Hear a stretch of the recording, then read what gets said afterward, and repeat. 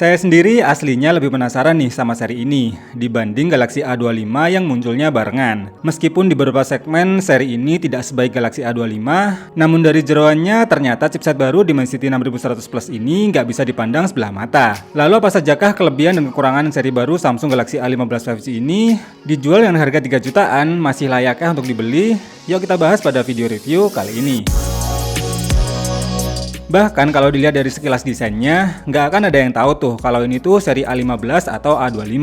Baik dari tampilan depan, belakang, hingga frame sampingnya yang memiliki desain baru ini terlihat sama persis dan nggak berbeda sama sekali. Dan tampilan frame barunya ini sih beneran bikin terasa nyaman aja tuh waktu digenggam. Dan sekaligus jadi pembeda sama seri sebelumnya. Terus di bagian layarnya ini juga udah lumayan terasa upgrade dibanding seri pendahulunya. Karena layar sebesar 6,5 inch ini kini sudah berpanel Super AMOLED. Dengan resolusi Full HD+, refresh 90 Hz hingga kecerahan layar yang cukup terang di 800 nits. Sehingga untuk kebutuhan harian yang standar seperti scrolling video short atau TikTok, browsing internet udah enak banget nih karena layarnya yang udah tergolong smooth. Cuma memang pilihan di setting layarnya nggak ada fitur auto atau adaptive refresh rate. Sehingga memang harus pilih yang 90 Hz jika ingin lebih smooth, atau kalau dirasa 60 Hz saja udah cukup, maka bisa jadi pilihan tersendiri jika memang mau lebih hemat dalam efisiensi baterainya. Samsung Galaxy A15 5G ini juga sudah langsung menjalankan interface One UI 6 yang berbasis OS Android 14. Sehingga punya tampilan yang lebih fresh, baru, dan tentunya lebih mudah untuk digunakan. Apalagi di bagian update softwarenya, Samsung juga menjanjikan 4 tahun update OS, serta 5 tahun dalam masalah keamanan atau security patch-nya. Jadi kalau mau dipakai dalam waktu jangka panjang pun, HP ini nggak masalah. Setelah layar, pada bagian dapur pacunya juga cukup terasa upgrade-nya. Ditenagai chipset MediaTek Dimensity 6100 Plus yang berfabrikasi 6 nanometer, dipadukan dengan RAM 8GB yang masih bisa dikasih RAM plus 8GB lagi. Dan storage-nya pun cukup lega nih, sebesar 256GB. Kecepatan baca storage-nya juga lumayan, karena saat dites pakai storage test Antutu versi 10 bisa mendapatkan skor mencapai 28 ribuan. Kalau untuk skor Antutunya sendiri sudah tak spill ya di video unboxing-nya kemarin, dan memang punya skor yang tergolong lumayan. Untuk Geekbench testnya juga punya skor single dan multicore yang tergolong oke. 3D Mark Test di mode White Left-nya juga punya overall skor mencapai 1226 poin dengan average FPS di 7,34. Sedangkan di mode Stress Test stability-nya bisa mencapai 99,3%. Dengan skor benchmark segitu, aslinya HP ini tuh masih bisa nih buat kinerja yang berat atau buat jalanin game SD. Saat dites buat jalanin game PUBG Mobile, settingannya bisa tuh dapetin settingan terbaik di Smooth Ultra. Gameplay di settingan terenaknya ini memang terasa smooth dan minim terasa frame drop. Terlihat dari FPS monitor memang masih bisa dapetin rata-rata FPS di 40, meskipun terkadang tetap ada lag di momen tertentu. Untuk touchscreen-nya masih tergolong responsif, sedangkan gironya juga nggak delay sama sekali karena sudah pakai giro hardware. Ketika dites bermain selama 30 menit, baterainya hanya berkurang sebanyak 6%, dan suhu panas maksimalnya di 40 derajat Celcius. Lalu saat saya tes buat jalanin game Genshin Impact pakai settingan rata kiri dengan mode 60 fps,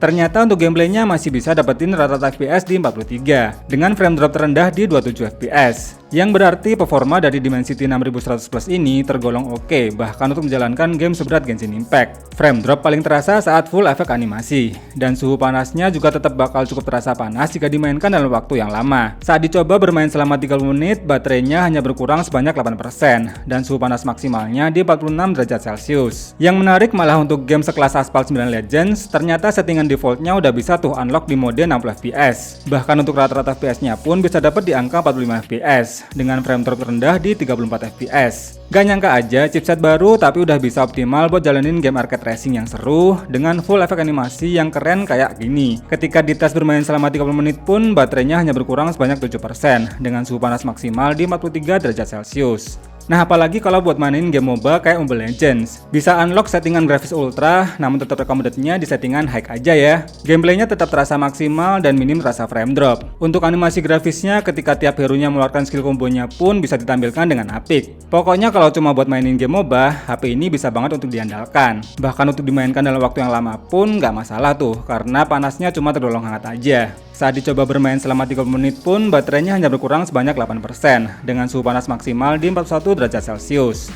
Lanjut ke bagian kamera, yang kali ini dikasih lensa ultrawide pada lensa pendukungnya. Jadi selain ada kamera utama besar 50 megapiksel, kini ada lensa ultrawide 5 megapiksel dan lensa makro di lensa ketiganya. Sedangkan di bagian depan masih ada kamera selfie 13 megapiksel, yang sayangnya sih masih dibenamkan di bagian Infinity U displaynya. Overall untuk kualitas jepretan di mode autonya saja sebenarnya udah lebih dari cukup. Tapi kalau mau dapetin detail yang lebih oke, bisa aktifin mode Ultra SD-nya. Pada kondisi cukup cahaya, hasilnya masih tergolong bagus. Namun ketika low light atau malam hari memang terasa sedikit kurang. Tapi dengan mengaktifkan mode malamnya bisa sedikit mengurangi noise, dan hasilnya jadi lebih oke dibanding mode autonya.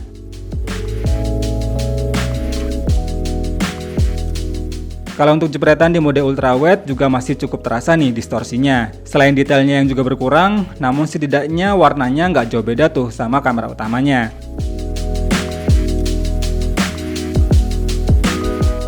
Hasil kamera depannya juga masih tergolong lumayan.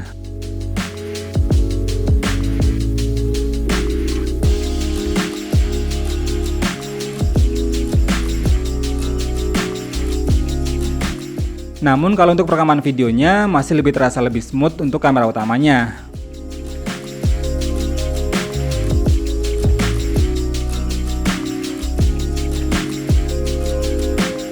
Dan bakal lebih terasa goncangan jika untuk kamera depannya. Nah, kalau ini kamera depannya Samsung A15 5G pakai Full HD 13fps. Kalau dari preview layarnya sih bagus. Cuma memang nggak ada stabilisatornya.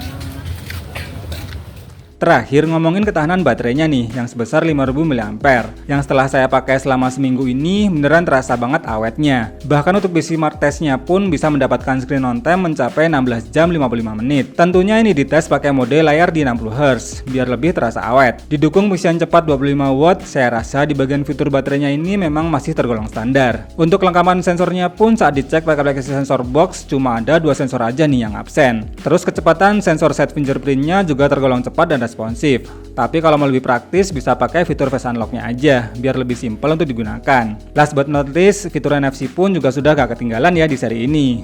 Kesimpulannya, Samsung Galaxy A15 5G ini memang lebih recommended untuk yang cari HP 5G dengan performa yang masih oke untuk aktivitas harian aja. Kekurangan untuk sebuah HP yang sudah dijual menyentuh harga 3 jutaan tentu saja di bagian desain layarnya yang masih terasa jadul, bezel yang cukup tebel, dan belum mendukung dual stereo speaker. Tapi kalau nggak masalah dengan desain layarnya, kualitas layar Super AMOLED-nya memang masih terasa jempolan. Jepretan kameranya juga masih tergolong lumayan, asalkan dalam kondisi cukup cahaya ya. Jadi gimana guys menurut kalian mengenai Samsung Galaxy A15 5G ini? Coba deh tulis curhatan kalian di kolom komentar. Buat yang tertarik untuk membeli, linknya ada di kolom deskripsi. Terima kasih udah nonton video ini sampai habis. Semoga bermanfaat. Irul pamit dan sampai ketemu lagi di video berikutnya.